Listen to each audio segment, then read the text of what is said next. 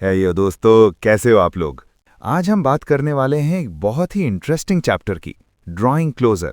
और भाई टाइटल सही है, क्योंकि कैरेक्टर्स एक दूसरे के असली राजों के बिल्कुल करीब पहुंच रहे हैं। सोचकर देखिए सीन। क्लाइन, ऑड्री और लेनर्ड, ये तीनों बैठे हैं स्नोमैन के सपनों की दुनिया में। और स्नोमैन ने क्या बोला? उसने एवरनाइट गॉडेस के मानने वालों का जिक्र किया। अरे बाप रे, ये तो वही मोमेंट है जब आप किसी पार्टी में हो और कोई आके ऐसे ही आपके फेवरेट टॉपिक पे ऑकवर्ड सवाल पूछ ले। क्यों? क्योंकि इन तीनों ही असलियत में एवरनाइट गॉडेस से जुड़े हुए हैं। क्लाइंट तो बिल्कुल सर्टिफाइड कल्टिस्ट है। ऑड्री सिर्फ कल्टिस्ट ही नहीं, बल्कि एक टीम की लीडर है। और लेनर्ड, वाह, लेनर्ड तो एवरनाइट की खुद की ब्लेसेड है। मतलब जिस ईविल गॉडेस की बात चल रही थी, उसके ही 3 चमचे यहां बैठकर सुन रहे हैं। कितनी बड़ी कोइंसिडेंस है। पूरी जगह में एक अजीब सा साइलेंस छा गया। क्लाइन ने थोड़ी देर के ऑकवर्ड साइलेंस के बाद बोला, खाली गला साफ किया। शायद एवरनाइट चर्च का इतिहास जो ऑफिशियल रिकॉर्ड्स में है उससे भी ज्यादा पुराना है। वो कैटेक्लिज्म से भी पहले से एक सीक्रेट सोसाइटी की तरह एग्जिस्ट करती थी। वैसे आसान तरीके से टेंशन तोड़ने की कोशिश अच्छी थी। फिर ऑड्री ने अपना काम शुरू किया। उसने स्नोमैन के सपनों को गाइड करना शुरू किया, ताकि उसके जहन के गहरे कोने में छुपी हुई कोई भी पुरानी यादें, खासकर उन एंजल किंग्स से जुड़ी हुई, बाहर आए। लेकिन दिक्कत ये थी कि स्नोमैन 4th एपॉक में भी सिर्फ एक सीक्वेंस 5 एसेटिक था। आज के ज़माने में तो ये एक बड़ी बात होती, लेकिन कैटेक्लिज्म से पहले सीक्वेंस 5 को इतनी इज्जत नहीं मिलती थी। वो खुद एंजल्स के दरबार तक नहीं पहुंच पाता था। इसलिए एंशिएंट सन गॉड या किंग्स ऑफ एंजल्स के बारे में उसकी जानकारी सिर्फ धार्मिक किताबों तक ही सीमित थी। लेकिन एक छोटी सी लेकिन इंपॉर्टेंट बात, उसने नॉर्दर्न रिज माउंटेन रेंज का जिक्र किया, जहां जायंट्स के कुछ निशान मिले थे। आज के ज़माने में इस पहाड़ी सिलसिले को एंटेरेस कहते हैं, और ये फेसैक देश के अंदर आता है। अब सोचिए, आजकल के फेसैक के लोग अपने आप को जायंट्स की संतान कहते हैं, और उनका गॉड ऑफ कॉम्बैट भी एक जायंट था। क्या ये सिर्फ एक कोइंसिडेंस है? शायद नहीं। ऑड्री ने देखा कि एंजल्स का कोई खास क्लू नहीं मिल रहा, तो उसने स्नोमैन की उस मेमोरी को बाहर निकाला जो उसकी जिंदगी पर सबसे गहरा असर छोड़ गई थी। सपने की दुनिया बदल गई। अब हम एक बड़ी चर्च में नहीं, बल्कि एक छोटे से रिनोवेटेड स्क्वायर में हैं। स्नोमैन एक क्रॉस और मूर्ति के सामने घुटनों के बल गिरा हुआ है। उसके ऊपर सूरज की रोशनी छा रही है। उसकी तरफ एक धुंधली सी सिंपल कपड़े पहने हुए एक प्रीस्ट की आकृति मुड़कर खड़ी है, जो गहरी गंभीर आवाज में बोल रही है, क्या तुम एसेटिक बनने का रास्ता चुनोगे? क्या तुम प्यार का त्याग कर दोगे? सुख साध से दूर रहोगे? ताकत का इस्तेमाल नहीं करोगे? अपने मन और आत्मा को निहायत कठिन ट्रेनिंग देकर अपने परमेश्वर के एक कदम करीब पहुंचने के लिए तैयार हो? स्नोमैन ने जमीन को चूमा और बोला, मैं एसेटिक का रास्ता चुनता हूं। मैं प्यार का त्याग करूंगा, सुख साध से दूर रहूंगा, ताकत का इस्तेमाल नहीं करूंगा, अपने मन को निहायत सख्त ट्रेनिंग दूंगा और अपने परमात्मा की सेवा करूंगा। आज से हमेशा के लिए ऐसा ही होगा। उसने जो कहा, उसे एक एक शब्द के साथ उसकी आवाज और ज्यादा दृढ़ हो गई। आखिर में उसने अपना वचन एक बार फिर दोहराया। ऑड्री ने हमें बताया, ये वो एक घटना है जो उसके जहन पर सबसे गहरी छाप छोड़ गई है। स्नोमैन की इस डेडिकेशन को देखकर, उसकी आज तक की जर्नी याद करते हुए क्लाइन ने आह भर के कहा, वो एक सच्चा एसेटिक है। ऑड्री ने फिर से अपनी नज़र घुमाई और बाकी के लोगों से कहा, अब इसमें ज्यादा कुछ नहीं बचा है, चलिए अगले पॉइंट पर चलते हैं। अब सीन बदलता है। हमें मिलता है एक नया कैरेक्टर, मोबिट ज़ोरोस्थ। वो अपने शहर पैसॉट के एक घर में अपने बेड पर लेटा हुआ है। उसके बालों का रंग भूरा पीला सा है, आंखें गहरे भूरे रंग लिए हुए हैं, नाक ऊंची है और होंठ पतले हैं। वो थोड़े से वुलन पजामे पहने एक अजीब सी half high half low bed पर लेटा हुआ छत की तरफ देख रहा है और आप ही में आप बातें कर रहा है। ये साल की सर्दियां तो बहुत ही ज्यादा ठंडी लग रही हैं। बर्फ भी पड़ने लगी है सुबह से, दोपहर होने को आ रही है, पर उठने का बिल्कुल मन नहीं कर रहा। और सियाटस, एक परी जैसे होने के बावजूद तुम्हें इतनी देर तक सोने की क्या जरूरत है? तुमने तो अपने हाथ और पैर मेरे ऊपर डाल रखे हैं। मुझे अपनी सिंगल लाइफ की याद आ रही है। तब तो मैं बेड में बिल्कुल आज़ाद था, हर कोना मेरा था। अब तो हाय। बेड पर एल्फिन सॉन्गस्टर सियाटस आराम से करवट लिए हुए सो रही थी। उसने ना सिर्फ आधे से ज्यादा बेड ले रखा था, बल्कि अपने पास भी बड़ा सा खाली जगह छोड़ रखी थी। और मोबिट से चिपकी हुई उसने एक हाथ और एक पैर मोबिट के ऊपर डाल रखा था। इस तरह से वो मोबिट को बेड के एक कोने तक धकेल रही थी। लगता था अभी गिरा देगी। मोबिट ने चादर को खींचकर ऊपर किया, एक गहरी सांस ली और फिर से आंखें बंद कर ली। और फिर वो सच में सो गया। उसके सपने में वो एक टैवर्न के बार काउंटर पर बैठा है। एक ग्लास हार्ड लिकर का है, दूसरा ग्लास बियर का। वो एक के बाद एक पिए जा रहा है। ऐसा लग रहा है जैसे उसने घर जाने से मना कर दिया है और वहां बैठकर वेट कर रहा है कि सियाटस खुद आके उसे घर बुला ले। क्या यही है वो फोर्थ एपॉक का एरिस्टोक्रेट? टैवर्न के दरवाजे पर खड़े होकर लेनर्ड ने पूछा। क्लाइन ने सीधा जवाब दिया, हाँ यही है। स्टार साहब की आवाज और हरकतें देखकर लग रहा है कि पहले के मुकाबले अब वो थोड़े ज्यादा टेंस हैं। लगता है उन्हें इस फोर्थ एपॉक के आदमी की बहुत परवाह है। मिस्टर वर्ल्ड ने जो जानकारी दी थी उसके हिसाब से मिस्टर स्टार के जानने वाले एक शख्स ने दूसरी ब्लास्फेमी स्लेट देखी थी। वो एक निहायत ही पुरानी चीज है। हाँ, ये मुमकिन है कि उसने फिफ्थ एपॉक में भी देखी हो, लेकिन फोर्थ एपॉक के बड़ों के पास इस तरह की चीज़ों तक पहुंचने के ज़्यादा चांसेस थे। इसलिए ये फोर्थ एपॉक का अरिस्टोक्रेट शायद उसी शख्स से जुड़ा हुआ है जिसका मिस्टर स्टार को पता है। ऑड्री ने अपनी नज़र से छोटे से छोटा क्लू पकड़ लिया था। इस सोच के साथ उसने एक नतीजे पर कहा, मिस्टर स्टार आगे बढ़ेंगे और कहेंगे कि वो खुद इस सपने को गाइड करेंगे। हाँ, फोर्थ एपॉक में लोग असिमेट्रिकल ब्यूटी को पसंद करते थे, लेकिन ऐसे कपड़े पहनकर मैं तो बहुत अनकंफर्टेबल फील करता हूँ, लेनर्ड ने मजाक उड़ाते हुए कहा। फिर उसने मिस जस्टिस और द वर्ल्ड क्लाइन मोरेटी की तरफ देखा।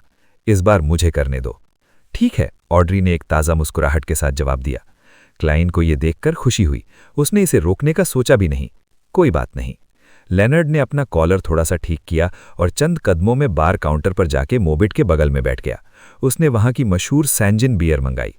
उसने एक बड़ा सा घूंट लिया और अचानक से बोला, तुम ज़ोरोस्ट फैमिली के लगते हो। यहां हर कोई जानता है, इंसान ही नहीं बाकी जीव भी। मोबिट ने अपनी ड्रिंक का घूंट लिया और सीधा आगे देखता रहा। लेनर्ड मुस्कुराया और अपना सर हिलाया। मैं अपना तारुफ करवाता हूं, मैं पैलेस ज़ोरोस्ट का शागिर्द हूं। उसने सोचा था कि ये पहचान देकर वो मोबिट के साथ अपना रिश्ता जोड़ लेगा और बातचीत आसान हो जाएगी। बिल्कुल सही, मिस्टर स्टार के जानने वाले शख्स का रिश्ता इसी फोर्थ एपॉक के ज़ोरोस्ट परिवार से है। मैं सोच रही हूं कि वो शख्स कितना बड़ा आदमी होगा। तो फिर मिस्टर स्टार असल में एक ऐसे ही बड़े आदमी के शागिर्द हैं। नहीं, उसने इतनी कॉन्फिडेंस से नहीं कहा, खुद ही बनाया हुआ शागिर्द। ऑड्री ने अपना अंदाज़ा सही साबित कर लिया और उसकी मुस्कुराहट और भी खेल उठी। लेनर्ड की पहचान सुनकर मोबिट ने आखिर करके अपना सर घुमाया और उसे गौर से देखा। उसने ठिठक कर कहा, शागिर्द? पैरासाइट होने वाला कह लो ना, ज्यादा सही रहेगा। लेनर्ड का चेहरा जकड़ रह गया। पैरासाइट होने वाला? हाँ, ऑड्री ने इसकी तैयारी की थी, फिर भी उसके भौहें थोड़ी सी उठ गईं। क्लाइन के लिए तो उसका हंसी रोकना मुश्किल हो रहा था। बिल्कुल सही, उसे लेनर्ड की पहचान पर कोई शक नहीं था कि वो पैलेस ज़ोरोस्ट के शागिर्द हैं। अगर वो खुद होता तो भी वही कहता। बस इतना सही नहीं था कि सीधे सीधे पैरासाइट का शिकार बोल दिया जाए, और दोस्त कहना भी थोड़ी दूर की बात लग रहा था, इसलिए शागिर्द ही ठीक था। मसलन ये बार किसी ने सोचा भी नहीं था कि मोबिट सच को इतनी आसानी से बता देगा। 2 बार हंसने के बाद मोबिट ने लेनर्ड के थोड़े से जकड़े हुए चेहरे की तरफ देखा और बोला, तुम्हारी रग रग में ज़ोरोस्ट फैमिली का खून नहीं है तो तुम कैसे शागिर्द बन सकते हो? सिर्फ पैरासाइट का शिकार ही तो बन सकते हो। ये कहकर उसका लहजा धीमा हो गया और बोला, फिक्र मत करो, बुढ़े यानी पैलेस ज़ोरोस्ट बुरे नहीं हैं। वे तुम्हारे पूरे जिस्म पर कब्जा नहीं करेंगे, बस तुम्हारी जिंदगी के कुछ साल लेकर चले जाएंगे। तुम अभी जवान हो, अपनी सीक्वेंस बढ़ा लेना, सब ठीक हो जाएगा। वैसे भी ज्यादातर बियॉन्डर्स अपनी पूरी उम्र नहीं जी पाते। उनको मेरे कुछ साल क्यों चाहिए? लेनर्ड ने बेवकूफ़ी में पूछ लिया। जब तुम पैलेसाइट हो ही चुके हो तो कुछ ना कुछ तो छीनेगा ही ना। लेनर्ड ने होश संभाला और हैरानी से पूछा, तुम भी उन्हें बुढ़े कहते हो? बिल्कुल, हम सब बुढ़े ही कहते हैं। हाँ, उन्हें कोई ऐतराज नहीं है। मोबिट ने अचानक एक गहरी सांस ली। वे मेरे परदादा हैं और मैंने उन्हें हजारों साल से नहीं देखा, नहीं 2000 साल से। तो इसलिए वो बुढ़े मुझे बुढ़े कहने देते हैं, क्योंकि ये उन्हें उनके पुराने खूबसूरत दिन याद दिलाता है। क्या उनकी सीधी संतान आज भी जिंदा है? लेनर्ड अचानक से उदास हो गया। जस्टिस ऑड्री के लिए जबकि कुछ न कुछ तो छीनेगा ही वाला जुमला उसे हंसी दे रहा था, उसने शब्द वे सुनकर हैरानी महसूस की। इसका मतलब था कि बुढ़े यानी पैलेस ज़ोरोस्ट एक फरिश्ता थे। बिल्कुल सही, ऑड्री ने इसकी आस लगा रखी थी। इसी वक्त मोबिट ने तेजी से एक इंपॉर्टेंट शब्द पकड़ा और पूछा, भी? तुमने भी क्यों कहा? क्या तुम भी उन्हें बुढ़े कहते हो? लेनर्ड ने गंभीरता से सर हिलाकर हाँ में जवाब दिया। मोबिट तुरंत ही परेशान सा हो गया और फिर से लेनर्ड को गौर से देखने लगा। क्या तुम्हारे अंदर भी ज़ोरोस्ट फैमिली का खून है? मुझे नहीं पता, लेनर्ड ने ईमानदारी से जवाब दिया। मोबिट ने अपना सर हिलाया। नहीं, ऐसा लगता नहीं है। शायद बुढ़े को कोई बहुत बड़ी चोट लगी है, वे कुछ हद तक बदल गए हैं। ये तो मुझे मालूम है, लेनर्ड ने सोचते हुए कहा। उन्हें ब्लास्फेमर अमोन ने लगभग मार ही दिया था। वे अभी तक ठीक नहीं हुए हैं। ग्रॉसेल्स ट्रैवल्स अब ग्रे फॉग के ऊपर थी। इसके अंदर किसी भी देवता का असली नाम लिया जाए, किसी को पता नहीं चलेगा। इसलिए क्लाइन, लेनर्ड और ऑड्री अमोन और एडम के बारे में खुलेआम बात कर सकते हैं। वो ताकतवर और दहशत घरनक अमोन फैमिली का सबसे बड़ा पुरखा। मोबिट की आवाज बेवकूफी में धीमी होती चली गई। लेनर्ड ने आखिर करके बातचीत की लगी पकड़ी और पूछा, सोलोमन एम्पायर के एरिस्टोक्रेट्स तो बहुत ठंडे और बुरे माने जाते हैं, फिर ज़ोरोस्ट फैमिली ऐसी क्यों नहीं है? दोस्तों, स्टोरी में आगे बढ़ने से पहले चैनल को सब्सक्राइब मार दो यार। हमारा 500 सब्सक्राइबर्स का गोल है, तो जल्दी से पूरा करो और एपिसोड को भी लाइक कर दो। इससे मुझे भी मोटिवेशन मिलेगा और आपको भी एपिसोड्स जल्दी जल्दी मिलेंगे। अब एंजॉय करो। आज हमारा चैप्टर आया है कॉस्मोस वॉन्डरर, और वाह क्या टाइटल है। आज हमें पता चलेगा अंतरिक्ष के राज भी। तो चलिए, जहां से हमने छोड़ा था, लेनर्ड ने पूछा था सोलोमन एम्पायर के एरिस्टोक्रेट्स इतने ईविल क्यों नहीं लगते। मोबेट ने एक ग्लांस मारा लेनर्ड की तरफ और थोड़ी कंफ्यूजन के साथ बोला, अरे वो इतने बुरे थोड़े ही हैं। उसने अपना ग्लास उठाया, एक बड़ा घूंट लिया और समझाया, तुम्हें नहीं पता, सीक्वेंस जितना हाई उतना ही दिमाग ठंडा और पागलपन ज्यादा। सोलोमन एम्पायर में कौन सी बड़ी फैमिली ऐसी है जिसमें कोई एंजल ना हो। इसलिए वो नॉर्मल लोगों से बिल्कुल अलग होते हैं। और कितने बुरे या ठंडे हैं ये डिपेंड करता है उनके एंकर के चॉइस पे और उनकी बियॉन्डर पाथवे के ट्रेट्स पे। मुझे अपने परदादा के बारे में ज़्यादा नहीं पता, बस इतना पता है कि वो बहुत काइंड और एमिएबल हैं। बोलने चालने का अंदाज भी कैजुअल है। ऊपर से हिज मैजेस्टी ब्लैक एम्परर ने एक इम्पॉर्टेंट रूल बनाया था, डिसहार्मनी यानी बेतरतीबी। अगर सब फैमिलीज का स्टाइल एक जैसा हो गया तो वो बिल्कुल खुश नहीं होते। पहली वाली बात तो मैंने सोची थी, लेकिन दूसरी वाली रीजन सुनकर तो हंसी आ गई। क्या ब्लैक एम्परर को ओसीडी था? बेतरतीबी एक रिक्वायरमेंट थी? क्लाइन के होंठ थोड़े से उठ गए। मास्क के बिना भी उसका मजाक उठ रहा था। इसी वक्त ऑड्री ने भी क्लाइन की तरफ मुड़कर वही सवाल पूछा जो लेनर्ड ने सोचा था। एंकर? सबको पता था कि फोर्थ एपॉक का एस्थेटिक एसिमेट्री और डिसहार्मनी था, लेकिन कभी सोचा नहीं था कि इसकी वजह ये भी हो सकती है। क्लाइन ने सीधा समझाया, डेइटीज के लिए बिलीवर्स और उनका फेथ ही एक एंकर होता है, उन्हें स्टेबल रखता है। ऑड्री ने सोचा, अच्छा तो मिस्टर फूल ने भी यही कहा था कि ये अपने आप को स्टेबल करने के लिए है। लेकिन जब मिस्टर फूल वापस आए थे तब उनके बिलीवर्स कम थे, तब उनका एंकर क्या था? लेनर्ड का चेहरा गंभीर हो गया, जैसे उसने अचानक बहुत सी बातें सोच ली हैं। उसने फोकस वापस मोबेट पे किया, सोच समझकर पूछा, पेलेस ज़ोरोस्ट किस किस्म के एंजल हैं? उनकी आदतें कैसी हैं? लेनर्ड अभी भी कॉशियस है। उसे पूरा यकीन नहीं है कि उसके अंदर वाले बुढ़े सही में पेलेस ज़ोरोस्ट ही हैं। सही बात है, हो सकता है असली पेलेस मर चुके हों और ये कोई और एंजल हो जो उनकी आइडेंटिटी चुरा कर बैठे हों। मरॉडर पाथवे के लिए तो ऐसा करना नॉर्मल है।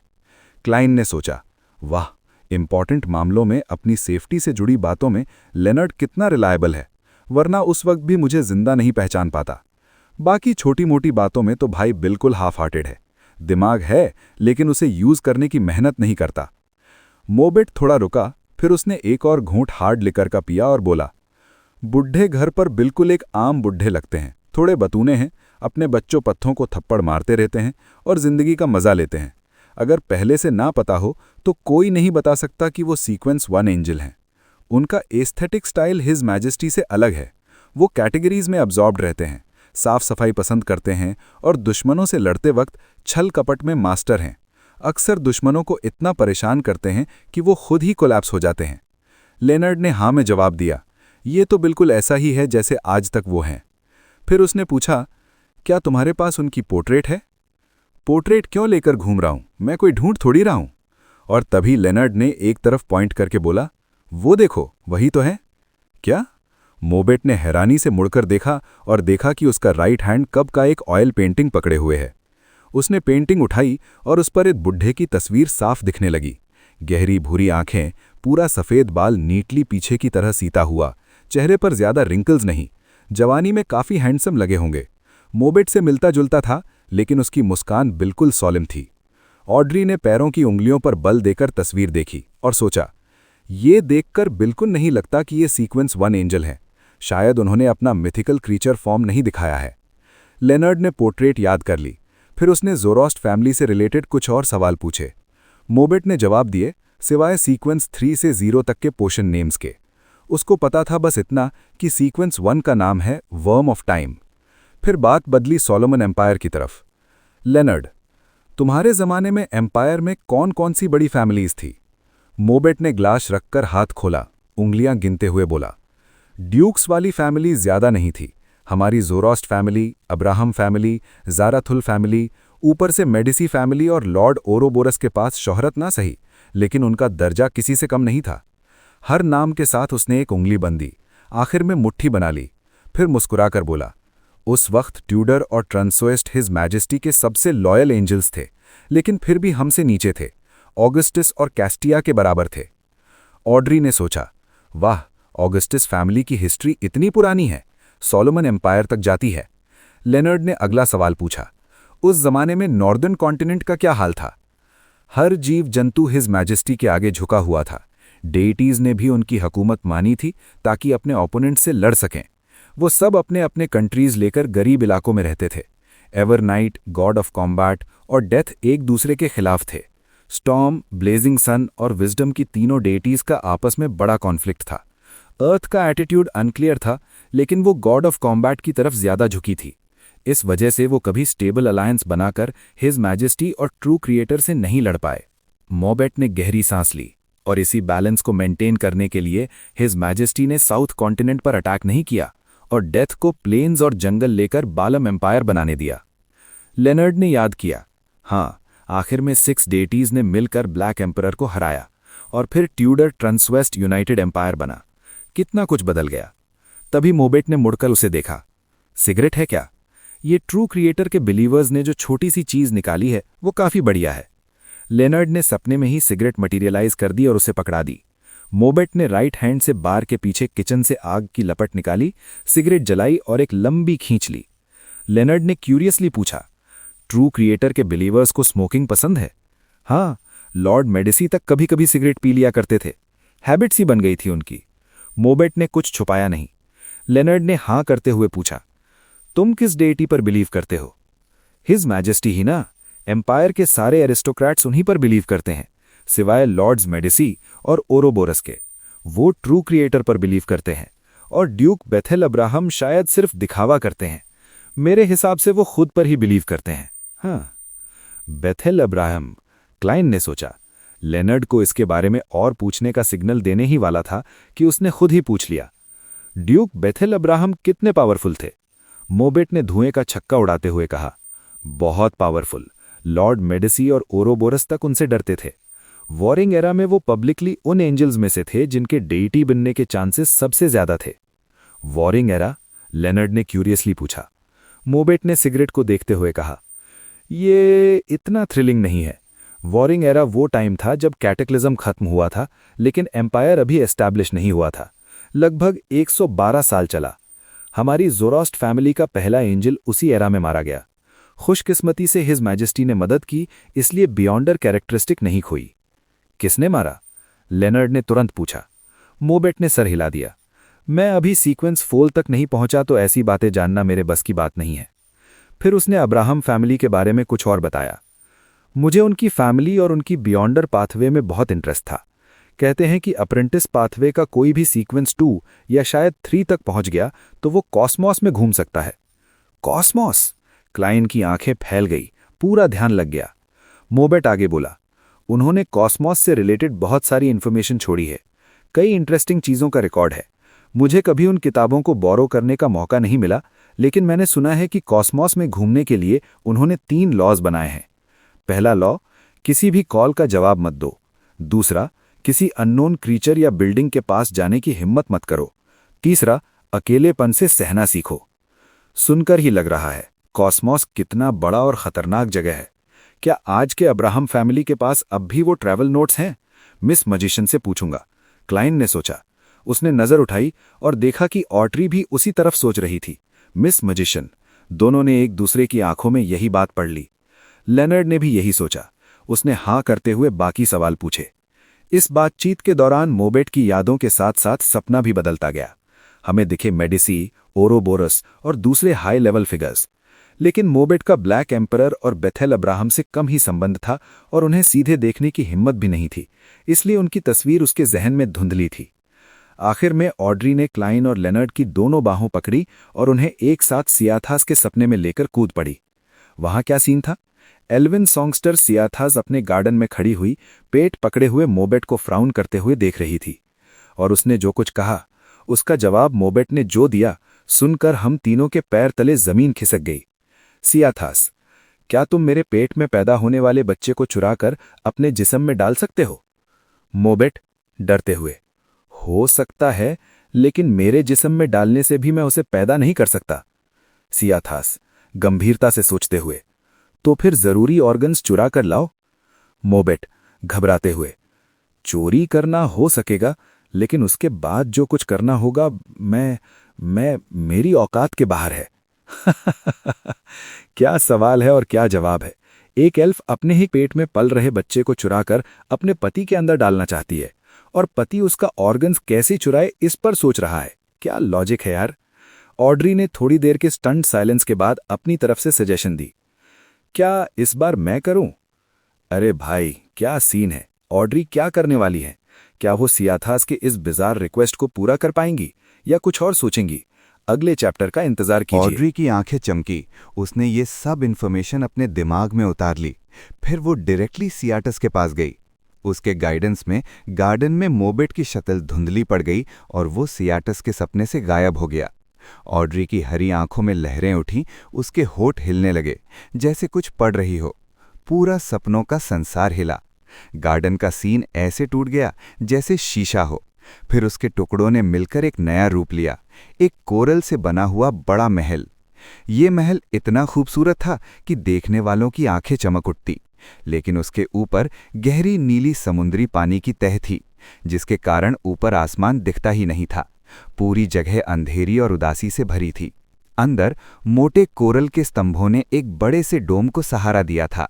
दीवारों और छत पर तूफान की डरावनी तस्वीरें बनी हुई थीं।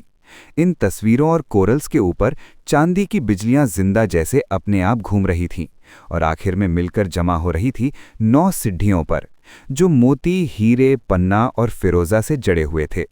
सियाटस वहीं खड़ी थी और उसके सामने कई एल्व्स खड़े थे। उन 9 सिड्ढियों पर 2 बड़े बड़े तख्त थे जो बिल्कुल बिजलियों से बने लगते थे। एक बीच में जैसे पूरे महल का मालिक, दूसरा उसके बाईं तरफ थोड़ा कम नुमाया। बीच वाले तख्त पर एक आदमी बैठा था। सीधे साधे ढीले कपड़े, पॉइंटेड ईयर्स, नर्म चेहरा, गहरे काले नीले बाल। एकदम हैंडसम, लेकिन उसकी शक्ल देखकर ही लगता था कि किसी भी वक्त उठकर अपने पास रखी बिजली का बना स्पीयर उठा लेगा और फेंक देगा। उसके बाजू वाले तख्त पर एक खूबसूरत औरत बैठी थी। काले बाल ऊपर बन किए हुए, थोड़े से पॉइंटेड ईयर्स, डेलिकेट चेहरा और समंदर जैसी गहरी भूरी आंखें। उसके हाथों में एक कॉम्प्लेक्स गोल्डन वाइन कप थी जिसे वो खेल रही थी। किसी इंट्रोडक्शन की जरूरत नहीं थी, हमें समझ में आ गया। ये थे एल्फ किंग, पुराना देवता, सोनिया थ्रिम, और elf queen, queen of calamity, Kohenem. तभी ऐसे जैसे बड़ी गरज के साथ बिजली कड़की, पुराने देवता की आवाज गूंज उठी, जिससे पूरा महल हिला। वो गद्दार ऑर्मिर! अरे, ऑर्मिर वही तो जायंट किंग का नाम है। मैं तो अभी भी उसी के नाम की रेड वाइन पी रहा हूं। क्वालिटी अच्छी है लेकिन महंगी है। क्लाइंट के जहन में ऐसे ही कुछ थॉट्स आए। उसने याद किया, लिटिल सन ने बताया था कि giant king Ormir, elf king Sonia Thrim और सैंग्विन एंसेस्टर लिलिथ, ये तीनों ह्यूमनॉइड पुराने देवता एक साथ थे। वो लड़ते थे दूसरे ग्रुप से, dragon of imagination Enquelt, phoenix ancestor grey Grace और म्यूटेंट किंग क्वास्टिर के खिलाफ। और डेविल मोनार्क फरबाती और एनाहिलेशन डेमोनिक वुल्फ फ्लेग्रिया अलग थे, जो हर ऑर्डर को खत्म करना चाहते थे। तो क्या ये तीनों का अलायंस टूट गया? क्लाइन ने अपने विचार रोककर सपने के आगे बढ़ने का इंतजार किया। क्वीन ऑफ कैलामिटी कोहेनेम बिल्कुल नहीं हिली। ठंडे चेहरे से बिल्कुल आवाज में बोली, ये तो पहले ही कंफर्म हो चुका है ना। उसकी रेपुटेशन बिल्कुल उसकी फिजिकल बिल्ड के विपरीत है। एल्फ किंग बिजलियों से घिरा हुआ गरजते हुए बोला, मैंने सोचा था 100 साल गुजरने के बाद वो ग्लोबल सिचुएशन समझ जाएगा। मैंने उसकी इंटेलिजेंस को ओवर एस्टिमेट कर लिया। अगर उसने लिलिथ को बेचा नहीं होता तो वो कैसे मर गई? अरे, सैंग्विन एंसेस्टर लिलिथ इतनी जल्दी मर गई? क्लाइन की पलकें झिझक उठी। एल्फ किंग के रोर के बाद क्वीन ने अपना पोज बनाए रखा और बोला, वो बुरा नहीं है। कम से कम क्वास्तिर और फ्लेग्रिया भी लिलिथ के साथ ही खत्म हो गए। अब कोई देवता किसी पर भरोसा नहीं करता। हम अलायंस ना भी बनाएं तो भी समंदर, नदियां और झीलों पर राज कर सकते हैं। ऑड्री, जो कि स्पेक्टेटर हैं, ने ये सुनकर अपने आप को प्लेकेट करना पड़ा। मतलब sanguine ancestor Lilith, mutant king Quastir और एनाहिलेशन डेमोनिक वुल्फ फ्लेग्रिया एक दूसरे से लड़ते हुए मर गए। जायंट किंग ऑर्मिर और बाकी देवताओं का इसमें हाथ नहीं था। इसीलिए लिलिथ पूरी तरह से नहीं मरी और अब तक कभी कभी डिवाइन रेवलेशंस देती है। इसी वजह से एंटीगोनस फैमिली और हॉर्नेसिस माउंटेन रेंज 4th एपॉक तक बच गए। क्लाइन को लगने लगा कि सिटी ऑफ सिल्वर का इतिहास में कई जगहों पर फैब्रिकेशन या वेग डिटेल्स हैं। अच्छा हुआ कि अभी तक बिजारो सॉर्सरर की पूरी डाइजेशन नहीं हुई, नहीं तो हिस्ट्री गलत होती। लियोनार्ड ने सोचा, पुराने जमाने में सैंग्विन और म्यूटेंट्स एक दूसरे की वजह से मर गए और आज के जमाने में सैंग्विन टेम्परेंस फैक्शन के साथ मिलकर काम कर रहे हैं। टाइम ही सबसे बड़ा जादूगर है। अगर द मून एमलिन को ये पता चले तो उसका चेहरा कैसा होगा। तभी एल्फ किंग ने चीख कर कहा, अभी कुछ दिन पहले ऑर्मिर कुछ ह्यूमंस के सीक्रेट सेक्ट्स के साथ मिलकर हम पर हमला करने की सोच रहा है। शायद इसमें हार्वेस्ट और डॉन आगे हैं। मैं तो सोच रहा हूं कि एंकवेल्ट के साथ मिलकर जायंट्स और जायंट किंग्स कोर्ट को तबाह कर दूं, मगर हर बार वो ड्रैगन दिखता है, मुझे उसे ग्रिल पर लटकाकर भूनने का मन करता है। ऐसा अट्रैक्शन जो रेजिस्ट नहीं कर सकता। और इतना कहते ही एंशिएंट गॉड गायब।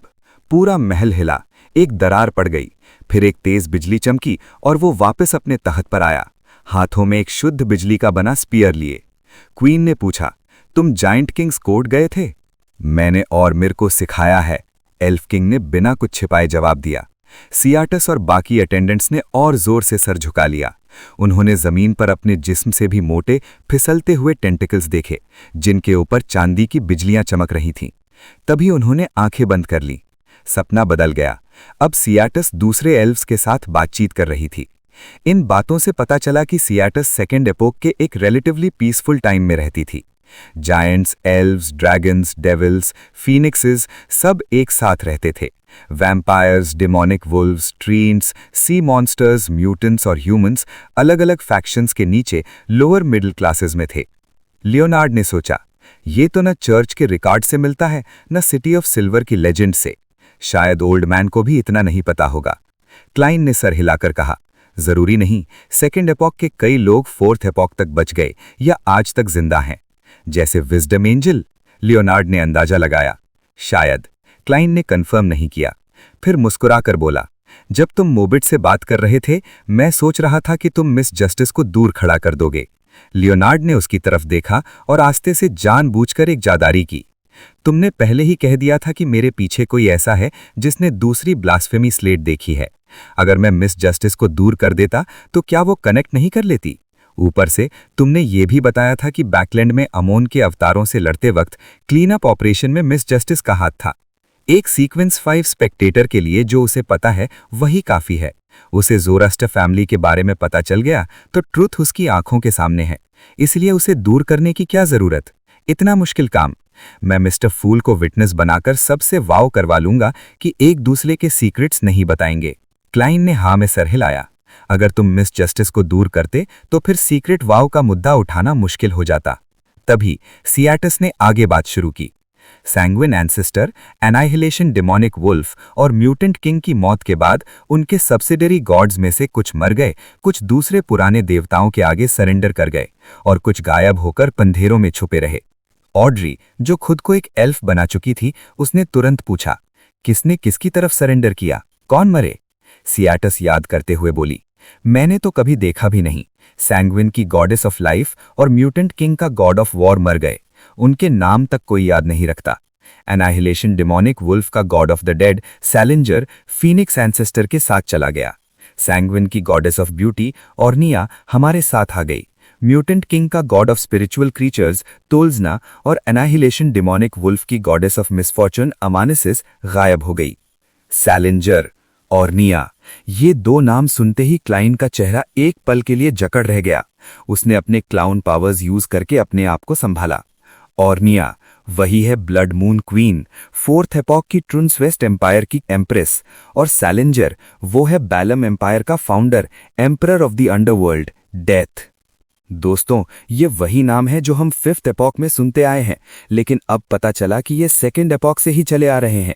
कितना गहरा कनेक्शन है, कैसे एक दूसरे से सब जुड़ा हुआ है। और अमानेसिस, गॉडेस ऑफ मिस्कोचन, क्या ये वही है? वाह दोस्तों, आज का चैप्टर है the Elvin version of history. और आप समझ सकते हैं एल्व्स का हिस्ट्री लेसन हमें क्या सिखाएगा। 3 तो पहले लास्ट चैप्टर के शॉकिंग रिवील्स के बाद अब हमें पता चला कि सेकंड एपक के सब्सिडरी गॉड्स यानी छोटे देवता वही हैं जो आज तक पावरफुल फिगर्स बन चुके हैं। सैलेंजर, डेथ और ऑर्निया ब्लड मून क्वीन के अलावा भी हैं। Dragon of wisdom Hereburgen, god of dawn Badhel, goddess of harvest Omebella, ये सब फिफ्थ एपक तक जिंदा रहे होंगे। और जो तोल्जना, गॉड ऑफ स्पिरिचुअल क्रीचर्स, और एमनीजिस, गॉडेस ऑफ मिसफॉर्चून गायब हो गए, क्या वो सिटी ऑफ सिल्वर क्रिएटर से बच गए? और अगर हाँ, तो थर्ड और फोर्थ एपक में क्या रोल खेल रहे होंगे? क्लाइंट ने सोचा, छोटे देवताओं से बचकर रहो, आग से भी, चोरों से भी। और हाँ, इसमें मजाक नहीं है, सच है। ऑड्री, जो इन नाम से अनजान थी, ने अपना काम जारी रखा। उसने सियातिस की यादों में घुसकर बाकी एल्व्स से बातचीत शुरू करवा दी, ताकि सेकंड एपक का असली इतिहास पता चले। और क्या पता चला? एल्व्स के हिसाब से कोई फर्स्ट एपक या सेकंड एपक का कॉन्सेप्ट नहीं था। उनके लिए सब शुरू हुआ स्प्राउटिंग एरा से, जब सब केओटिक, डार्क और क्रेजी था, कोई रिकॉर्ड्स बचे नहीं। फिर आया अर्ली एरा ऑफ फायर, जब 8 एंशिएंट गॉड्स अलग अलग कैंप्स में लड़ रहे थे। इस टाइम ह्यूमनॉइड्स यानी जायंट्स, एल्व्स, सैंग्विन और नॉन ह्यूमन्स के बीच लड़ाई थी। डेविल्स और डिमोनिक वुल्व्स के करप्शन से बचने की कोशिश थी। ये एरा कम से कम 1000 साल तक चला, लेकिन एंशिएंट गॉड्स तो पागल, जालिम और क्रूअल थे, इंस्टिंक्ट से चलते थे।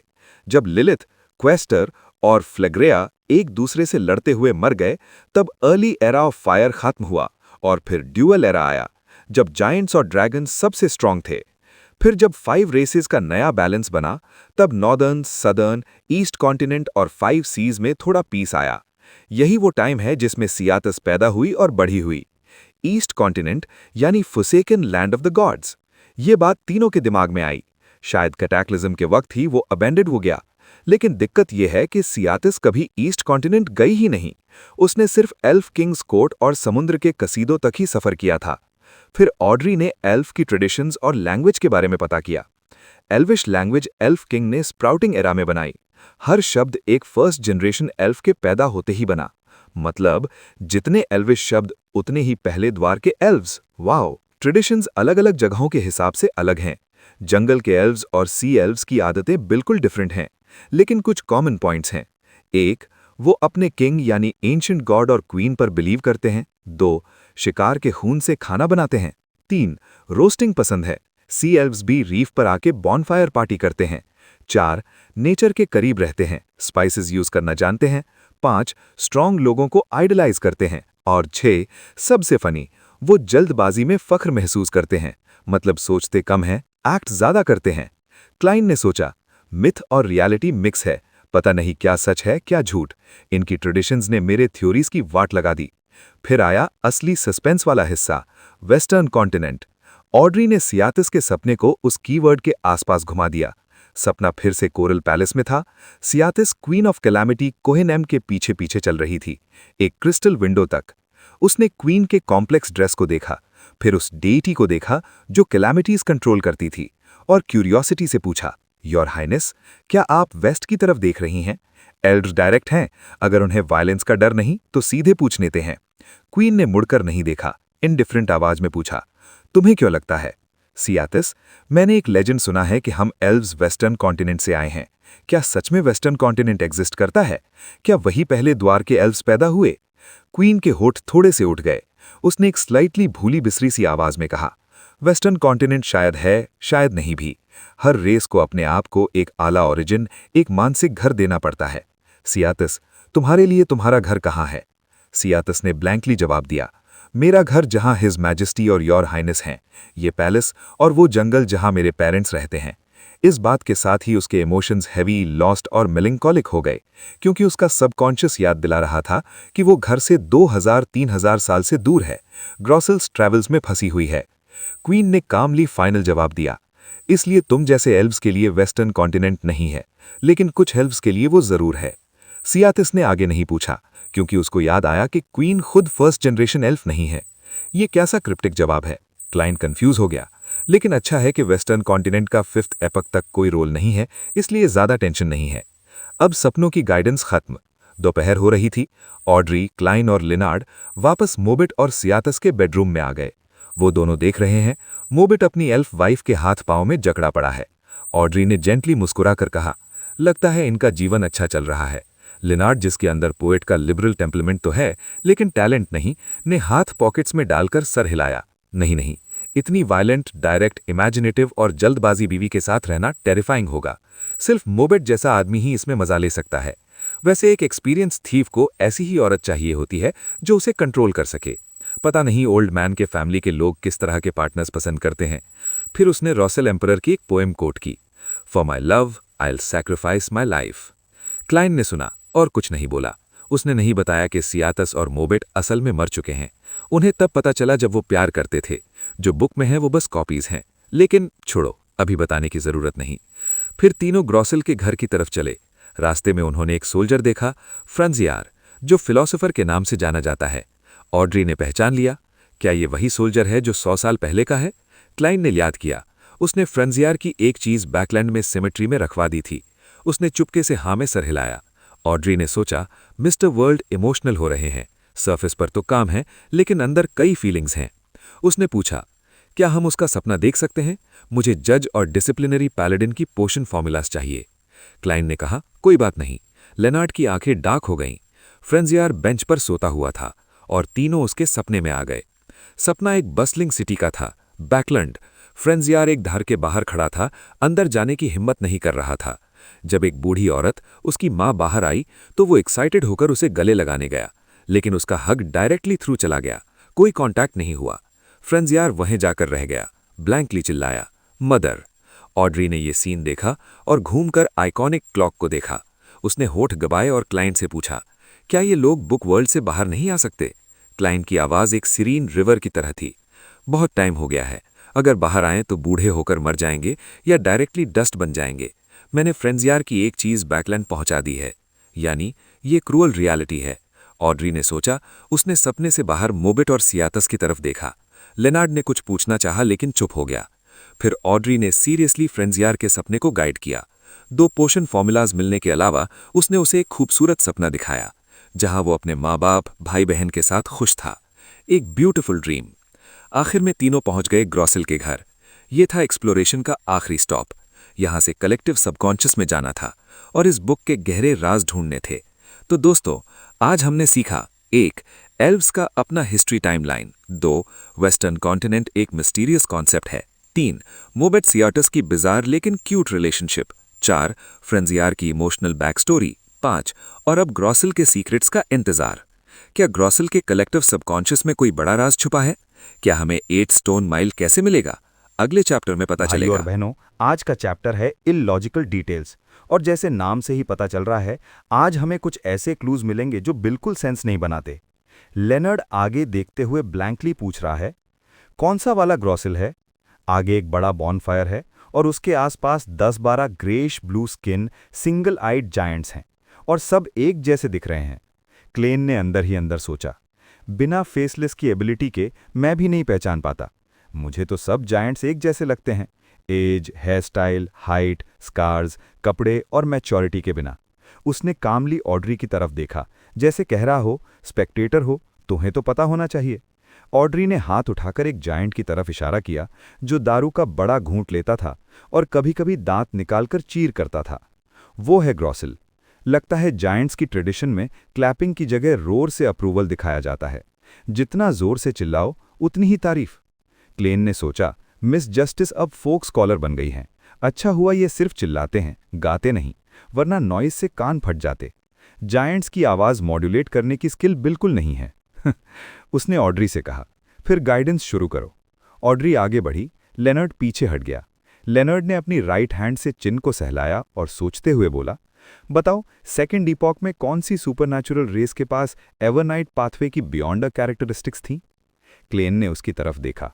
क्या पोएट को नाइट हॉक्स वाली बीमारी हो गई है? याद रखने की कमी? डेमोनिक वुल्व्स के पास थी ना? लेनर्ड ने अपना पोज बनाए रखा, चेहरे पर अजीब सी एक्सप्रेशन के साथ बोला, मुझे पता है। फिर वो कैसे मिडनाइट पोएट बनते थे? या फिर उस वक्त पोशन का नाम था मिडनाइट रोरर? क्लेन का दिमाग एक्सीडेंटली इस तरफ भटक गया। उसके जहन में आया, कैसे ये लोग जमीन पर बैठकर चांद को रोते होंगे। उसने बेजान भाव से मरमर किया, ये तुम्हारे लिए ज्यादा सूटेबल है, पोयम लिखने की जरूरत नहीं, बहुत ईजी है। लेनर्ड के होठ थरथराए। उसने बोला, पोएट्स अलग अलग टाइप के होते हैं, मैं सिंगिंग टाइप का हूं। जब ये दोनों ऐसे ही बातचीत कर रहे थे, ऑड्री ने गाइडेंस का अटेम्प्ट आगे बढ़ाया। ग्रॉसिल का सपना दिखाने लगा, वेनिंग फॉरेस्ट, बैरन टनल, जायंट किंग्स कोर्ट का एक कोना, डॉन टाउन और नेशन ऑफ गोल्ड। ग्रॉसिल किसी डीएटी का सबॉर्डिनेट नहीं था। उसने सिर्फ ड्यूटी के दौरान वेनिंग फॉरेस्ट या जायंट किंग्स कोर्ट के कुछ खास जगहों पर ही उन हाई लेवल एग्जिस्टेंसेस को देखा था, और सीधे देखने की हिम्मत भी नहीं की। इसलिए जायंट किंग ऑर्मिर, जायंट क्वीन ओम्बेला और उनके बेटे गॉड ऑफ डॉन बधेल की तस्वीरें नहीं दिख पाईं, सिर्फ पोर्ट्रेट्स थे। ग्रॉसिल को बहुत कम सीक्रेट्स पता थे। उसका हिस्ट्री और वर्ल्ड सिचुएशन का नॉलेज सियाथस से बिल्कुल कम था। लेकिन एक इंटरेस्टिंग बात, जायंट किंग्स कोर्ट और जायंट्स के लिए ट्रेटर का मतलब था सोनिया थ्रिम। उनका कहना था कि उसने अलायंस छोड़ दिया, इसलिए लिलिथ मरी। क्लेन को शक था, सोनिया थ्रिम का टेम्पर खराब है, वो ऐसी छल कपट वाली चीजें अच्छे से नहीं कर सकता। क्वीन ऑफ कलामिटी केपेबल लगती है, लेकिन प्रॉब्लम यह है कि उसका स्पाउस खुद एक पुराना देवता है, उससे कुछ छुपाना मुश्किल है। इसलिए जायंट किंग ऑर्मिर का ट्रेटर होना ज्यादा सेंसिबल लगता है। ऑड्री ने गाइडेंस का डायरेक्शन बदला ताकि ग्रॉसिल जायंट किंग्स कोर्ट के बाहर की कोई भी बात या याद दिखाए। लेकिन अफसोस, जायंट किंग्स कोर्ट से बाहर आया, डॉन टाउन से गुजरा, नेशन ऑफ गोल्ड पहुंचा और वहीं से किताब लेकर अंदर चला गया। उसे अलग अलग रीजन्स के लोगों के स्टाइल और अपीयरेंस का ज्यादा पता नहीं था। ऑड्री गाइडेंस खत्म करके वापस आई और बोली, अब तक की सबसे वैल्यूएबल इन्फॉर्मेशन यह है कि जायंट किंग्स कोर्ट में आफ्टरनून टाउन से आने के बाद फ्रंट एंट्रेंस से कैसे बचा जाए, वेनिंग फॉरेस्ट और बैरन टनल से। ये लिटिल सन और उसके साथियों के लिए काम आएगा। क्लेन ने हाँ कही, अगली गैदरिंग में उसे बता देंगे। अब वो सजेस्ट करने ही वाला था कि ग्रॉसिल के सपने से बुक वर्ल्ड के सी ऑफ कलेक्टिव सबकॉन्शियस में जाएं कि ऑड्री ने अचानक पीछे मुड़कर सोचते हुए कहा, एक डिटेल है जो बिल्कुल लॉजिकल नहीं है। कौन सी डिटेल? लेनर्ड ने सीरियसली याद किया, लेकिन कुछ सस्पिशियस नहीं मिला। जस्टिस ऑड्री ने द वर्ल्ड की तरफ देखा और बोली, वो बात जहां जायंट किंग ऑर्मिर के माँ बाप वेनिंग फॉरेस्ट में दफनाए गए हैं और रूल है कि सिर्फ एंशिएंट गॉड ही अंदर जा सकता है, ये इलॉजिकल है। क्लेन ने इस पर पहले ध्यान नहीं दिया था, लेकिन अब ऑड्री ने मेंशन किया तो उसके दिमाग में विचार आए।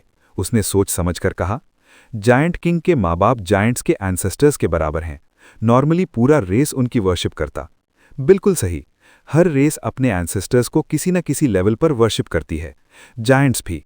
ग्रॉसिल के सपने से पता चलता है कि कीपर्स ऑफन वेनिंग फॉरेस्ट के बाहर सैक्रिफाइसेस देते हैं। अगर कोई और फैक्टर ना हो तो जायंट किंग को कभी कभी ऑर्गेनाइज करके एंसेस्टर्स को ऑनर करना चाहिए, न कि ये रूल बनाना कि सिर्फ वो ही अंदर जा सके।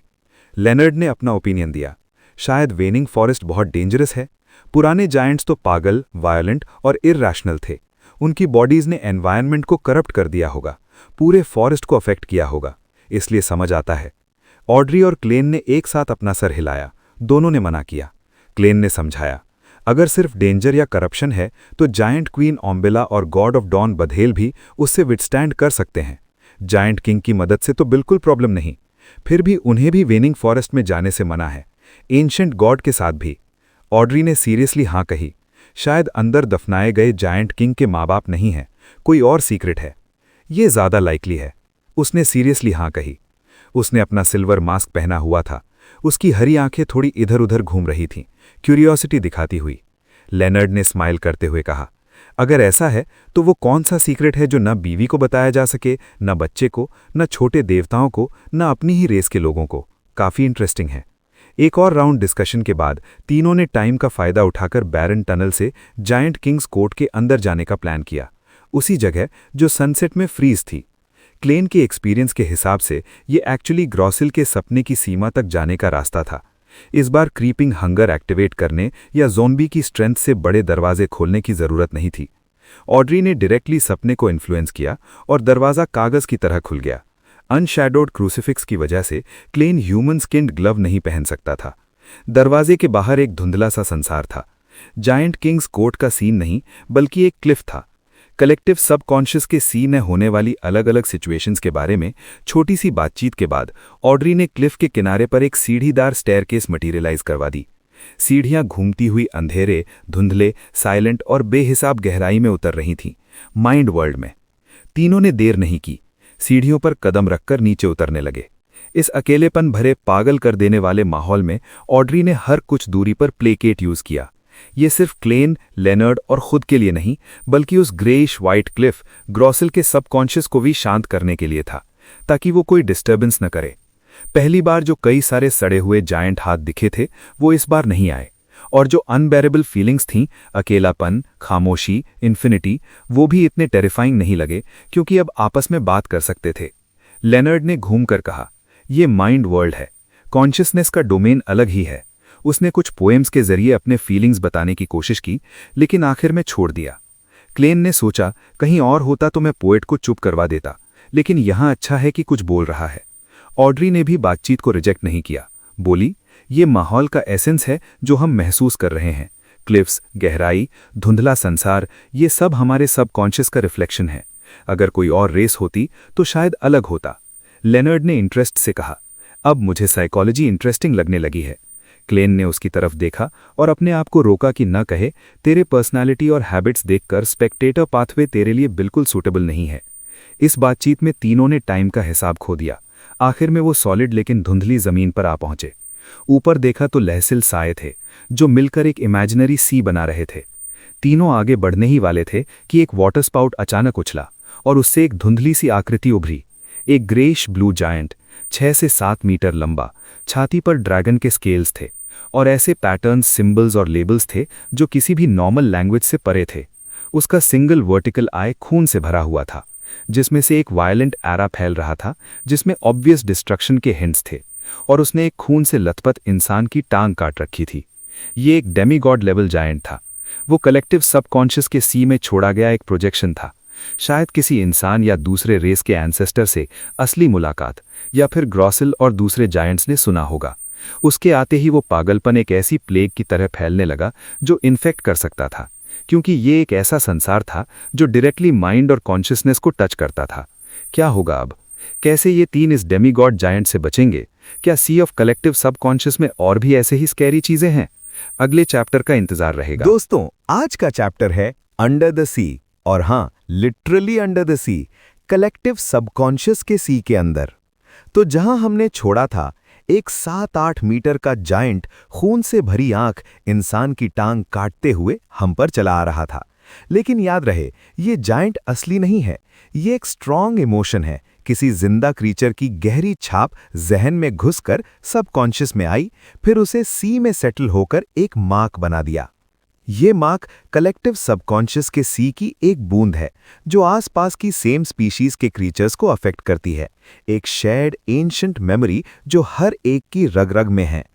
इसलिए जायंट की तस्वीर धुंधली थी, और उसके साथ आया वो पागलपन, एक एक्सट्रीम हॉरर जो किसी अनजान आदमी ने महसूस किया था।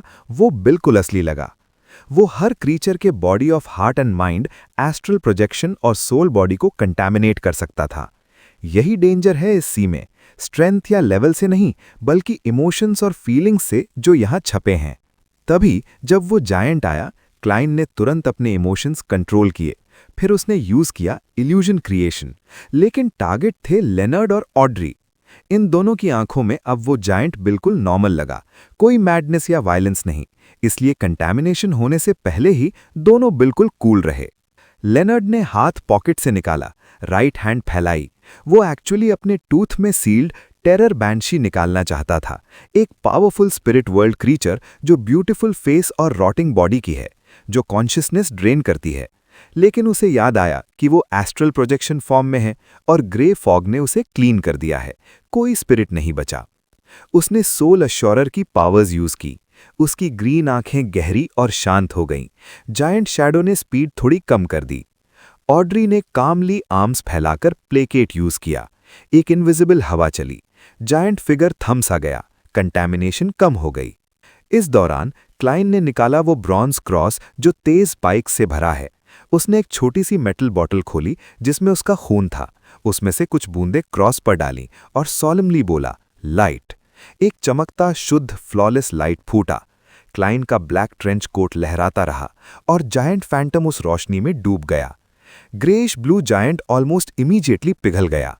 अनशैडोड क्रूसिफिक्स की मेन पावर है क्लेंस और प्योरीफाई करना स्पिरिचुअल इम्प्रिंट्स को। इसीलिए क्लाइन ने इसे साथ रखा था। लाइट यूज करते वक्त क्लाइन ने इल्यूजन हटा दिया ताकि लेनर्ड और ऑड्री जायंट का असली रूप देख सकें, एक्सपीरियंस के लिए। 1 सेकंड से भी कम वक्त में जायंट गायब हो गया, लेकिन फिर भी ऑड्री और लेनर्ड को चक्कर आने लगे। दिल की गहराई से एक इररेजिस्टिबल फियर उठा, ऑलमोस्ट ब्रेक डाउन हो गए। ऑड्री ने इंस्टिंक्टिवली प्लेकेट यूज किया, अपने लिए, फिर मिस्टर स्टार और मिस्टर वर्ल्ड के लिए। जब लाइट डिसिपेट हुई, ऑड्री ने आसपास देखा और आह भरी। कितना डरावना था। क्या ये डेमीगॉड लेवल का जायंट था? उस वक्त उसको एक बात का गहराई से एहसास हुआ, do not look directly at God. Saint level पर भी डेमीगॉड की एक छाप इतनी खतरनाक है, डेटी की तो सोचिए। लेनर्ड एक्सपीरियंस्ड है। उसने सेल्फ डेप्रिकेटिंग स्टाइल में कहा, सीक्वेंस 4 लाइफ की नेचुरल ऑर्डर में क्वालिटेटिव चेंज है, लेकिन ये उतना स्केरी नहीं था। उस प्रेग्नेंट वुमन के सामने जो डर लगा था उससे कम था। क्लाइन ने सोचा, क्या पोएट का एसेंस बोस्टिंग है? तब तो तूने खुद को कंट्रोल किया था, अभी ऑलमोस्ट ब्रेकडाउन को गया था। वैसे अगर मेगोस ने बच्चा पैदा कर दिया होता तो हम सब उसे देखकर ही मॉन्स्टर बन जाते। ऑड्री ने क्यूरियसली पूछा, क्या वो प्रेग्नेंट लेडी डेमीगॉड थी? लेनर्ड ने, नहीं, लेकिन उसके पेट में ईविल गॉड का स्पॉन था। ऑड्री ने आगे नहीं पूछा, एक्सप्लोरेशन खत्म नहीं हुआ है। उसने गवर्नमेंट स्पैरो यानी क्लाइन की तरफ देखा, black trench coat, bronze cross, metal bottle, और मुस्कुराकर कहा, शुक्रिया हमारी सेंसेस अफेक्ट करने के लिए। अब आगे किधर जाएं? एक एक्सपीरियंस्ड स्पेक्टेटर होने के नाते उसे पता चल गया कि मिस्टर वर्ल्ड ने मदद की थी। क्लाइन ने अपने आप को कंट्रोल किया ताकि भौहें न चढ़ाए। उसने आसपास देखा। क्या इस सी ऑफ कलेक्टिव सबकॉन्शियस का कोई कोर रीजन है, सेंट्रल एरिया? ऑड्री ने सीरियसली सर हिलाकर कहा, नहीं। जहां भी लिविंग बीइंग्स हैं वहां सबकॉन्शियस का सी है। कोई ज्यादा इंपॉर्टेंट या लॉफ्टी नहीं होता। ये इमेजिनरी सी स्टर नहीं करता। अलग अलग एरियाज की सिचुएशंस उनके एक्चुअल सराउंडिंग्स पर डिपेंड करती हैं। हमें इसे प्रेसिपिटेटिंग इफेक्ट कहते हैं। सीधे शब्दों में, लोन का कलेक्टिव सबकॉन्शियस इंटिस से अलग होगा क्योंकि उसमें जनरेशंस ऑफ लोनीज के स्ट्रॉन्ग इमोशंस सेटल हुए हैं। ये दोनों कंट्रीज के सिटीजन्स को भी अफेक्ट करता है, उनकी क्वालिटीज और पर्सनैलिटीज अलग बनाता है। उसने कंक्लूजन दिया, अगर ऐसा है तो सी ऑफ कलेक्टिव सबकॉन्शियस में कोई जनरल कंसेंसस कोर कैसे हो सकता है? क्लाइन ने हाँ कही और सोचते हुए पूछा, मतलब तुम कोई इफेक्टिव सजेशन नहीं दे सकती कि किधर जाएं? मिस्टर वर्ल्ड कितने डायरेक्ट हैं, अगर कोई और लेडी या जेंटलमैन होता तो हर्ट हो जाता, ऑड्री ने सोचा। लेकिन फिर उसने मिस्टर वर्ल्ड की गहरी ब्राउन ब्लैक आंखें देखीं जो बिल्कुल पागल या ठंडी नहीं बल्कि काम और ट्रैंक्विल थीं। उसने समझा, मिस्टर वर्ल्ड जानकर ऐसा कर रहे हैं ताकि उसे जॉइंट ऑपरेशन के डिटेल्स में प्रॉब्लम्स का एक्सपीरियंस हो और वो सीख सके। उसने फ्रैंकली हाँ कही, बिल्कुल एम्बैरेस नहीं हुई। लेनर्ड ने तुरंत हाथ हिला दिए, मुझसे मत पूछो, मेरी एक्सपर्टीज इस स्ट्रेंज सी में नहीं है। तो फिर मेरे पीछे आओ, क्लाइन ने कहा। उसने क्रॉस को एक हाथ में लिया और दूसरे हाथ से एक गोल्ड कॉइन निकाली। गोल्ड कॉइन हवा में घूमी। क्लाइन ने बिना देखे पकड़ ली। उसने एक डायरेक्शन में देखा और लंबी चाल से चलना शुरू किया। ये डिविनेशन टेक्निक है, ऑड्री को समझ आया। उसने मिस्टर वर्ल्ड की serious profile, black trench coat, silk top hat और ब्रॉन्ज क्रॉस देखा। कुछ देर के लिए उसे लगा जैसे कोई प्रीचर हो। लेनर्ड को भी पूरी याद आ गई। पहला केस जब क्लाइन ने उसके साथ किया था, एक किडनैप्ड बच्चे को ढूंढना। तब भी क्लाइन डिविनेशन से रास्ता दिखा रहा था और लेनर्ड उसके साथ था। जो पहले ऑकवर्ड था, अब ऐसा लगता है जैसे मिस्टीरियस वर्ल्ड में 10 साल से हो, लेकिन सिर्फ 1 साल से ज्यादा ही तो हुआ है। लेनर्ड ने हाथ पॉकेट्स में डालकर क्लाइन के पीछे चलना शुरू किया। ऑड्री ने उसकी तरफ देखा, मूड चेंज महसूस किया। मिस्टर स्टार और मिस्टर वर्ल्ड रियल लाइफ में जानते हैं और क्लोज फ्रेंड्स भी हैं। कम से कम 1-2 साल से रेगुलरली मिल रहे हैं। उसने अपनी लर्निंग कंबाइन करके आसपास ऑब्जर्वेशन शुरू की ताकि पता चल सके कि कौन सी जगह मेलस्ट्रॉम्स या डेंजरस क्रीचर्स छुपे हैं। ऑड्री की मदद से क्लाइन की लीडिंग बहुत स्मूथ रही। पहले जैसे जायंट फैंटम से डायरेक्ट टक्कर नहीं हुई, कभी सीधा कभी मुड़कर। कुछ देर बाद तीनों के सामने का एरिया अचानक खुल गया। उनके सामने था एक बड़ा सा क्रेटर डीप सी में, और उस क्रेटर के बीच में एक आइलैंड साइज्ड सिटी। सिटी की फाउंडेशन ग्रेश वाइट थी। उस पर कई 100 मीटर लंबे मैग्निफिसेंट स्टोन कॉलम्स थे, जो या तो खड़े थे या मिलकर मैजेस्टिक एंशिएंट पैलेसेस को सहारा दे रहे थे। ये सिटी ऐसी थी जैसे किसी ऑर्डिनरी क्रीचर ने नहीं बनाई। ऑड्री ने पहले कभी ये सिटी नहीं देखी थी, लेकिन उसके दिमाग में एक आइडिया आया। City of miracles, life seed. वाह क्या सीन है! एक पुरानी भारी भरकम सिटी डीप सी के अंदर, कलेक्टिव सबकॉन्शियस में। ये क्या राज छिपाए हुए है? कैसे बनी? क्या इससे 8 स्टोन मिल जाएगा? अगर आपको सी ऑफ कलेक्टिव सबकॉन्शियस का कॉन्सेप्ट इंटरेस्टिंग लगा तो लाइक करो। अगर आप भी कभी अपने डीप इमोशंस को एक आइलैंड साइज्ड सिटी में सेटल करना चाहते हैं तो कमेंट करना मत भूलना। आज का चैप्टर है मे बी इट्स रियल। और भाई जो कुछ हमने देखा है वो बिल्कुल असली लग रहा है। तो जहां हमने छोड़ा था, सामने थी city of miracles life said, वही फ्लोटिंग सिटी जो ड्रैगन ऑफ इमेजिनेशन एंक्वेल्ट ने अपने इमेजिनेशन से इमेजिन की थी। एक ऐसी सिटी जो देखकर ही दिल धड़क जाए। जायंट किंग्स कोर्ट से भी ज्यादा मैग्निफिसेंट, रगेड और यूनिक। हर स्टोन पिलर लगभग 100 मीटर लंबा है, जैसे ड्रैगन के बैठने का तख्त। एक ऐसी सिटी जो सुनकर ही जहन में छप जाए। ऑड्री ने कभी असली में नहीं देखी थी, लेकिन उसे पता था कि ग्रोजेल्स ट्रैवल्स ड्रैगन ऑफ इमेजिनेशन से आई है, इसलिए उसने तुरंत कनेक्ट कर लिया। क्लेन ने सिटी को पहले भी देखा था अपने डिविनेशन में, और अब वो पक्का है कि ये वही लाइफ सेड है, बस इसमें उड़ते हुए ड्रैगन्स नहीं हैं। लेकिन ये सच है या क्लोन, या फिर बुक वर्ल्ड के किसी स्पेशल क्रीचर के सबकॉन्शियस का गैदरिंग? क्लेन ने एनालिसिस शुरू किया। उसके डिविनेशन रिजल्ट्स और ग्रोजेल सियाथस के सपनों के हिसाब से जब ग्रोजेल्स ट्रैवल्स बनी थी तब लाइफ सेड एग्जिस्ट करती थी। जब वो जायंट किंग्स कोर्ट पहुंची तब भी थी। जब ग्रोजेल ने एडवेंचर शुरू की और सियाथस बुक वर्ल्ड में आई तब भी थी। अगर सिटी ऑफ मिरेकल्स गायब होती तो सुपरनैचुरल रेसेस में कोई रिएक्शन होता। मतलब ये सिटी लाइफ सेड नहीं होनी चाहिए। लेकिन फिर क्लेन को याद आया एरोडीज का जवाब। उसने कहा था कि ग्रोजेल्स ट्रैवल्स सिटी ऑफ मिरेकल्स के गायब होने के बाद ड्रैगन्स में फर्स्ट टाइम अपीयर हुई। इंटरेस्टिंग। मैजिक मिरर ने कैसे कंफर्म किया? वो तो ज़ारातूल से रिलेटेड चीजें भी नहीं देख सकता, फिर एक एंशिएंट गॉड की पोजीशन की ओरिजिन कैसे देख लेगा? मैं इस कंक्लूजन को यूज कर रहा था, लेकिन मेरा डिविनेशन इसे ओवरटर्न कर रहा है। तभी उसके जहन में एक आइडिया आया। ग्रोजेल्स ट्रैवल्स की लास्ट ओनर थी वाइस एडमिरल आइसबर्ग एडवीना, जो church of knowledge and wisdom की मेंबर हैं। वो बिलीव करती हैं god of knowledge and wisdom पर, और god of knowledge and wisdom शायद है एंजल ऑफ विजडम, जो एंशिएंट सन गॉड का किंग ऑफ एंजल्स था। चर्च हिस्ट्री से लगता है कि एंजल ऑफ विजडम ही dragon of wisdom Hera Bergen है, जो ड्रैगन ऑफ इमेजिनेशन एंक्वेल्ट का सब्सिडरी गॉड था। तो क्या ग्रोजेल्स ट्रैवल्स का सिटी ऑफ मिरेकल्स के बाद अपीयर होना इसलिए है क्योंकि God of knowledge and wisdom ने उसे किसी तरीके से सर्कुलेट कराया, जिससे मैजिक मिरर कन्विंस हो गया? अगर वो सही में ड्रैगन ऑफ विजडम है तो उसका इस मामले में डायरेक्ट हाथ था, और उसका लेवल तब भी बहुत हाई था। उसका अंडरस्टैंडिंग ग्रोजेल और सियातस से ज्यादा है। लेकिन फिर वो सीन कैसे एक्सप्लेन करें जो मैंने ग्रे फॉग पे डिविनेशन में देखा था? याद करते ही सरदर्द होने लगता है। मैंने ancient God dragon of imagination खुद को देखा था। क्लेन ने चेयर अप किया, लेकिन फिर कंफ्यूजन में पड़ गया। उसने गोल्ड कॉइन टॉस की और कुछ थ्योरीज बनाई। जब सिटी ऑफ मिरेकल्स इमेजिन थी तो क्या उसे दूसरी बार इमेजिन नहीं किया जा सकता? ओरिजिनल लाइफ सेट बुक में डाल दी गई, फिर जो बाद में एग्जिस्ट करती रही वो नई इमेजिन सिटी थी। इससे सब ड्रैगन्स को फूल किया जा सकता था, लेकिन ड्रैगन ऑफ विजडम को नहीं। अगर ऐसा है तो 2 लाइफ सेट्स थे, और यहाँ वाली है सबसे पुरानी। लेकिन सवाल ये है कि ड्रैगन ऑफ विजडम खुद बुक में क्यों नहीं आया? चाहे वो स्पेक्टेटर ना हो, लेकिन ओमनीशिएंट और ओमनीपोटेंट के टाइटल के साथ उसके पास डीपर एक्सप्लोरेशन की पावर होनी चाहिए थी। शायद वो बहुत पहले आया था, लेकिन किसी को पता नहीं चला, और किसी मोटिव से उसने यहाँ ये सिटी ऑफ मिरेकल्स छोड़ दी। तभी लेनर्ड, जिसके दोनों हाथ पॉकेट्स में थे, ने दोनों को देखा जो लंबे से चुप बैठे थे, और साइलेंस तोड़ते हुए कहा, ये सिटी ग्रैंड और मैग्निफिसेंट है, क्लियरली ह्यूमंस या ह्यूमनॉइड्स की नहीं है, लेकिन इतनी देर तक देखने की क्या जरूरत? तुम आर्किटेक्ट तो हो नहीं। क्लेन ने अपने विचार समेटे। उसने लेनर्ड की तरफ देखा और बोला, ये शायद ड्रैगन ऑफ इमेजिनेशन एंक्वेल्ट की city of miracles life said है। एक सेंस में ये एक एंशिएंट गॉड का डिवाइन किंगडम है। Divine kingdom? लेनर्ड की प्यूपल्स फैल गईं। उसने कीवर्ड रिपीट किया। ऑड्री होश में आई और विस्पर्स में बोली, क्या सच में लाइफ सेड है? क्लेन ने कामली जवाब दिया, सिर्फ पॉसिबल है। लेजेंड्स के मुताबिक हवा में नहीं तैर रही, बल्कि कलेक्टिव सबकॉन्शियस के सी के तल में डूबी हुई है, इसलिए सच या झूठ पता नहीं चलता। लेनर्ड ने खुद को संभाला।